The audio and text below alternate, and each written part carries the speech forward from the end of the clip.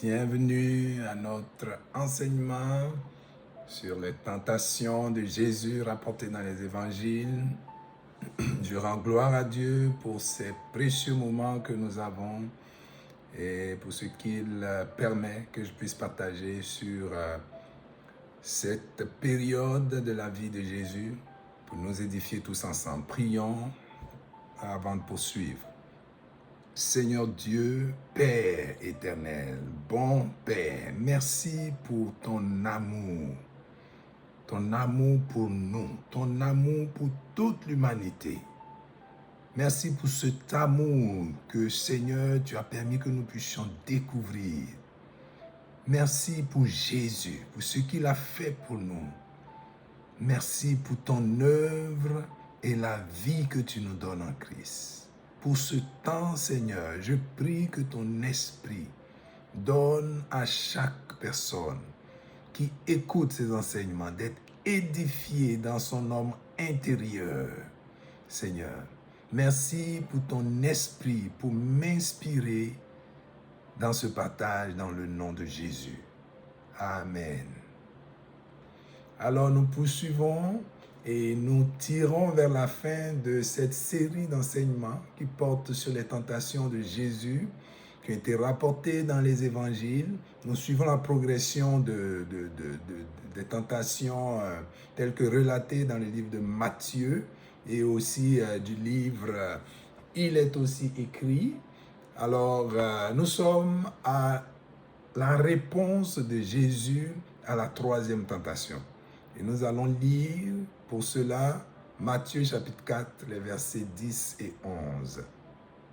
Il est écrit ceci: Jésus lui dit, « Retire-toi, Satan, car il est écrit, tu adoreras le Seigneur ton Dieu et tu le serviras lui seul. » Au verset 11, alors le diable le laissa. Et voici des anges vinrent auprès de Jésus et le servaient. Alors aujourd'hui, nous allons parler de la première portion de la réponse de Jésus, à savoir, Jésus lui dit, « Retire-toi, Satan, car il est écrit. » On peut ajouter à cela, par rapport à ce que je veux partager, la première partie du verset 11 qui dit, « Alors le diable le laissa. » Donc nous voyons dans cette partie la réponse de Jésus. Après 3 tentations de Satan, Jésus dit maintenant à Satan, retire-toi. Il lui donne un ordre. Jésus s'adresse à Satan avec autorité, retire-toi, car il est écrit. Et la parole nous dit, alors le diable le laissa. Voilà. On peut voir combien le diable est persistant et comment Jésus, dans cette persistance de Satan, à un certain moment, lui a dit « Retire-toi ». Ce sont des paroles qui doivent résonner pour nous et être assez instructives pour nous. Alors, cette réponse que Jésus a donnée, on voit une réponse similaire dans le livre de Marc, au verset 33 du chapitre 8. Donc, Marc chapitre 8, verset 31 à 33. Donc, je vais lire verset 31 à 33. Alors, il commença à leur apprendre qu'il fallait que le Fils de l'homme souffrit beaucoup, qu'il fût rejeté par les anciens, par les principaux sacrificateurs et par les scribes, qu'il fût mis à mort et qu'il ressuscita 3 jours après. Il leur disait ces choses ouvertement. Et Pierre, l'ayant pris à part, se mit à le reprendre. Mais Jésus, se retournant et regardant ses disciples, réprimanda Pierre et dit, « Arrière de moi, Satan, car tu ne conçois pas les choses de Dieu, tu n'as que des pensées humaines. » Alors Jésus donne une réponse qui est quand même similaire à ce qu'il a donné comme réponse lorsque Satan avait envoyé la troisième tentation. Pierre, sans comprendre le plan de Dieu, Jésus était en train de dire aux disciples, de présenter aux disciples, à ses disciples, le plan de Dieu qui allait se dérouler dans les jours qui allaient suivre. Alors plutôt que de saisir ce plan, de comprendre ce que Jésus était en train de dire, Pierre tombe dans une réflexion, dans des réflexions humaines et prend Jésus de côté pour lui dire qu'il n'en soit pas ainsi, pour reprendre Jésus. Parce qu'il ne veut pas voir son maître vivre ces choses dont il était en train de parler. Alors on voit dans la réponse de Jésus que Jésus ne s'adresse pas directement ou seulement à Pierre, mais Jésus s'adresse à Satan et il dit « Arrière de moi, Satan. » Arrière de moi, Satan. Alors pourquoi Jésus s'adresse à Satan? Cela devait nous interpeller. Il dit, tu ne conçois pas les choses de Dieu, tu n'as que des pensées humaines. Donc on voit là que physiquement, qui est-ce qu'on voit? C'est Pierre qui prend Jésus de côté. Mais Jésus, dans sa réponse, regarde les autres disciples et il dit, arrière de moi, Satan. Il ne s'agit pas de pensées qui viennent seulement de Pierre. Ce n'est pas juste des pensées naturelles qui viennent de Pierre. La façon dont Jésus répond à ce que Pierre a fait nous indique que le diable était caché derrière la réponse de Pierre, derrière l'attitude de Pierre. Alors, on ne voit pas toujours le diable et on ne le voit pas physiquement d'ailleurs.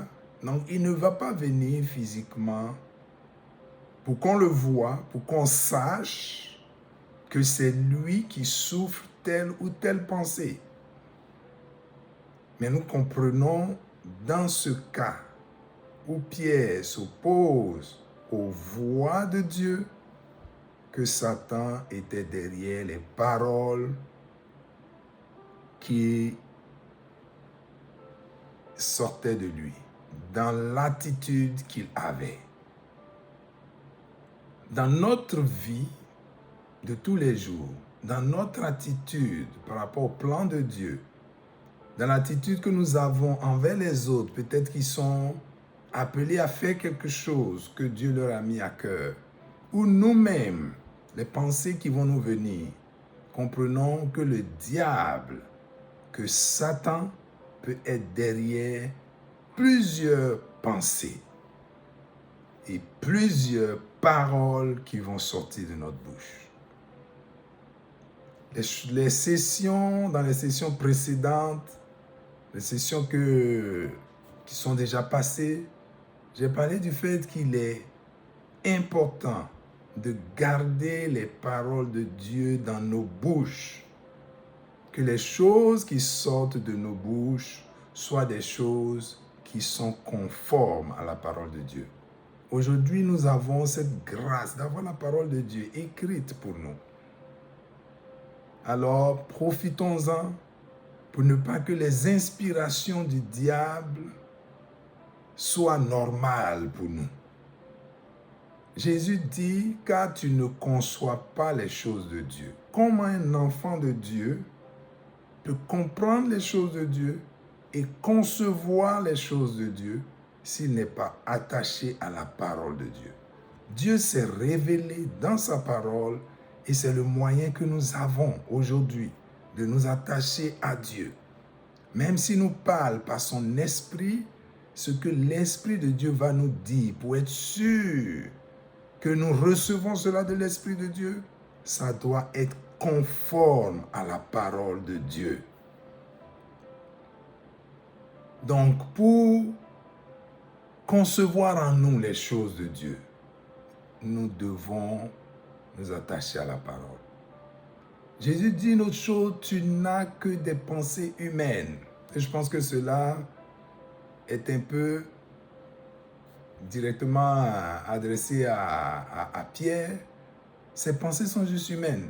Donc les pensées humaines que nous avons ou que nous pouvons avoir peuvent être complètement en opposition au plan de Dieu. Donc toutes les pensées humaines que nous croyons des pensées intelligentes, des pensées qui sont normales, c'est la logique, etc., peuvent être opposées au plan de Dieu. C'est important pour l'enfant de Dieu de rester dans le plan de Dieu pour ne pas se mettre à la merci de l'ennemi. Supposons que Jésus écoutait ses pensées pour se détourner de ces souffrances qu'il sait qu'il devait souffrir. Comment le plan de Dieu, le plan de salut pour nous aujourd'hui se serait accompli.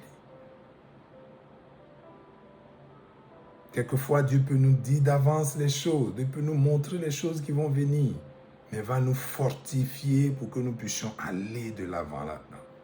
Comme l'apôtre Paul qui savait qu'en allant à Jérusalem, il allait souffrir, mais il savait qu'il devait y aller.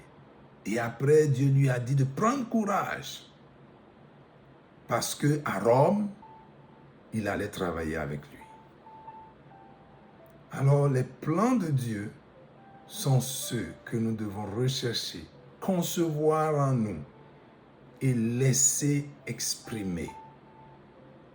L'autre chose sur laquelle je veux revenir, c'est justement ce que Jésus a dit dans les tentations. La réponse de Jésus, « Retire-toi, Satan, car il est écrit. » Ici, Jésus donne un ordre à Satan. Jésus utilise son autorité pour parler à Satan. Parce qu'en réalité, Jésus avait autorité sur Satan. Donc il lui a dit, retire-toi, Satan. Et nous devons nous aussi apprendre à parler avec autorité pour les choses qui nous concernent, pour les choses qui concernent le plan de Dieu. Dans nos vies, nous devons apprendre à agir avec autorité et parler, donner des ordres à Satan de se retirer. Il y a plusieurs niveaux d'autorité. Et là, ici, ce de quoi je parle, c'est le niveau d'autorité que tout enfant de Dieu a. Alors, en tant qu'enfant de Dieu, nous avons autorité sur les choses qui concernent nos vies. Satan ne peut pas venir s'incruster dans nos vies si nous ne lui donnons pas accès. Donc, Satan n'a pas le droit de venir jouer dans nos vies. Donc, s'il vient s'essayer, s'il vient essayer des choses, nous avons autorité pour le repousser. Donc, pour ce qui concerne nos vies personnelles, notre famille, notre travail, donc nos enfants, jusqu'à un certain âge, afin qu'ils soient matures, nous avons autorité. Nous avons autorité sur le travail que nous avons, sur les choses qui nous concernent.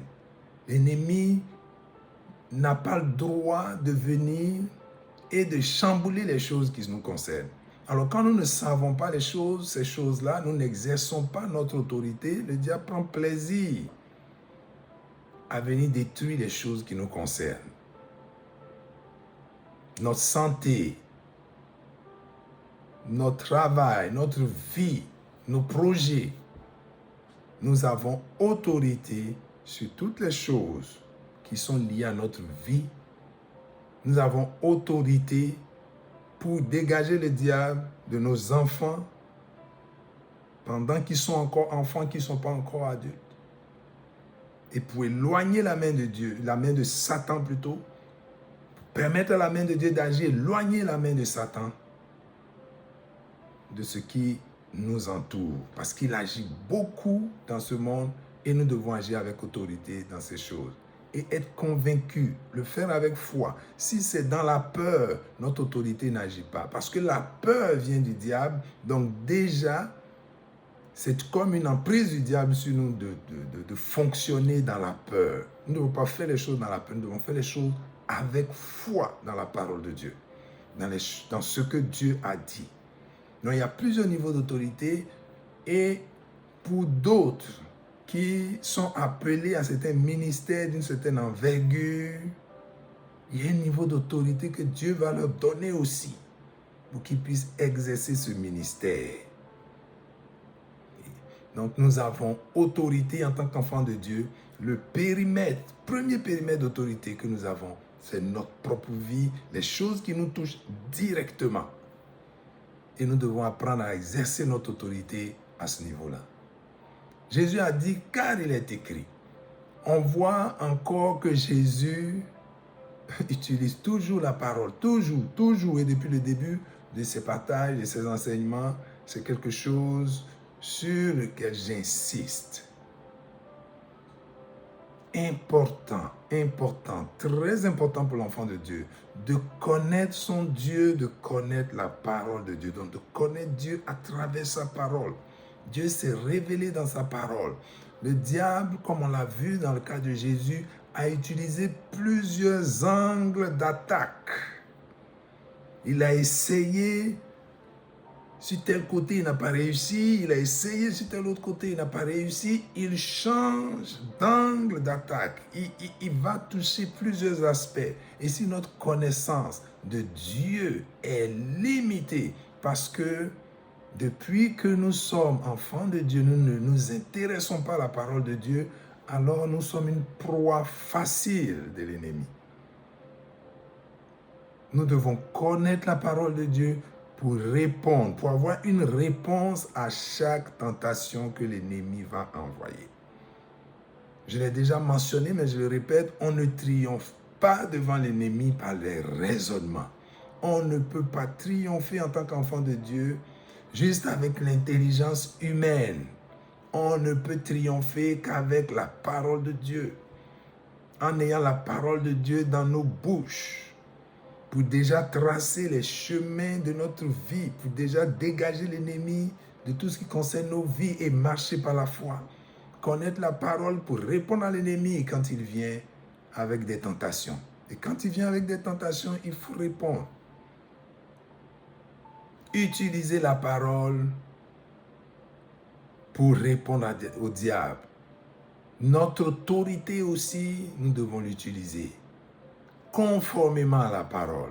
Nous ne pouvons pas aller au-delà de l'autorité que nous avons. Donc Dieu est un Dieu d'ordre. Nous devons savoir ce qui est à nous, qui nous sommes en lui, et agir conformément à la parole de Dieu. Alors de toutes les armes spirituelles que nous avons, que la parole de Dieu nous présente dans Éphésiens chapitre 6, versets 12 à 18, de toutes ces armes spirituelles, seule la parole est une arme offensive. Alors, si nous ne la connaissons pas, nous allons passer tout notre temps à être sur la défensive. Dieu ne veut pas que nous soyons sur la défensive. Nous avons une vie à vivre. Nous avons l'œuvre de Dieu à faire avancer. Alors nous devons avoir des armes, marcher avec l'arme offensive que Dieu nous a donnée. Et cette parole, les Écritures en plus, nous donnent la sagesse et de l'intelligence spirituelle. La parole de Dieu nous rend sages. Nous donne comment nous devons nous conduire dans les choses, nous présente comment agir dans les situations. Nous sommes guidés avec la parole de Dieu. C'est important, c'est vraiment important et l'enfant de Dieu ne doit pas négliger cet aspect. Jésus a triomphé par la parole. Jésus a triomphé en sachant qu'il est et en utilisant son autorité pour repousser le diable. C'est ainsi que nous, qui l'avons comme notre parfait modèle, notre Seigneur, mais en même temps notre parfait modèle, c'est ainsi que nous devons nous aussi agir pour être victorieux dans ce monde et pour accomplir le plan que Dieu a prévu pour nous. Que Dieu soit glorifié dans nos vies, soyons fortifiés par ses paroles et désirons les choses de Dieu dans le nom de Jésus. Amen.